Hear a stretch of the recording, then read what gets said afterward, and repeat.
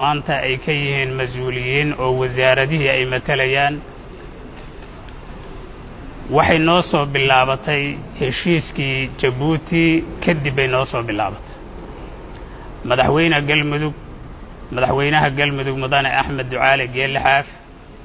wuxuu madaxweyne nuugu yahay heshiiskii Jabuuti kadib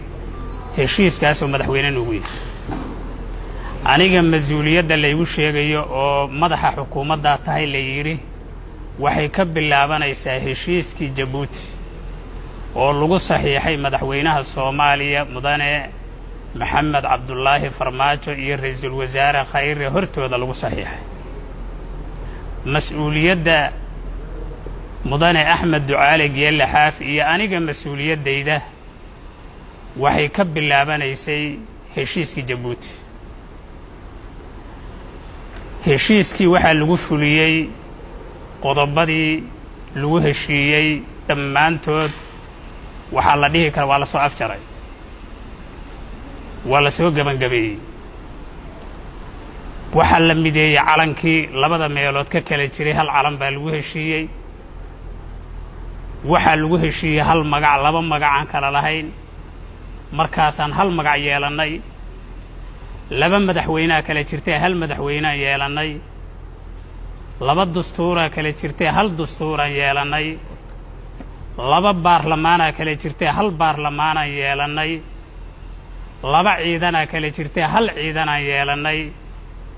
laba golo wasiiraa kala jirtay hal golo wasiiraan yeelannay waxaa ugu dambeeyey in ciidankii la mideeyo ciidankii galmudug maanta la isku dhaahan yahay saasna lagu soo gabagabeeyey heshiiskii waxaan uga mahadnaqaynaa ilaahay subxaanahu wa tacaala waxa aan ku dhaqmaynaana waxa weeye dastuurkii nooga soo bilowday isku dhafka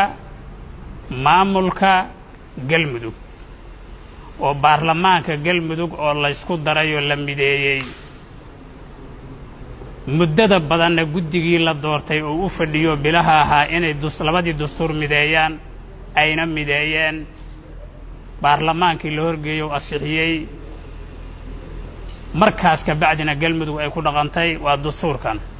kan weyn annaka haddaan nahay maamulka galmudug waxaa nala ku ixtiraamayaa dastuurkeenna waxay nagula dhaqmee dowladda federaalka ee dastuurkeenna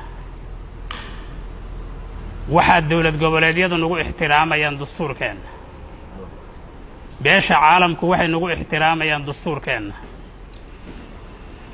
waxa aan ku heshiinay labadii maamul oo midna dowlad goboleedka gobollada dhexe la dhihi jiray midna maamulka galmudug dowlad goboleedka galmudug la dhihi jiro hal dowlad noqotay dowlad goboleedka galmudug isku noqotay dastuurkaanay samaysteen waxaan leenahay beesha caalamku ha nagu ixtiraamto waxaan leenahay dowladda federaalka ha nagu ixtiraamto waxaan leenahay maamul goboleedyadu ha nagu ixtiraameen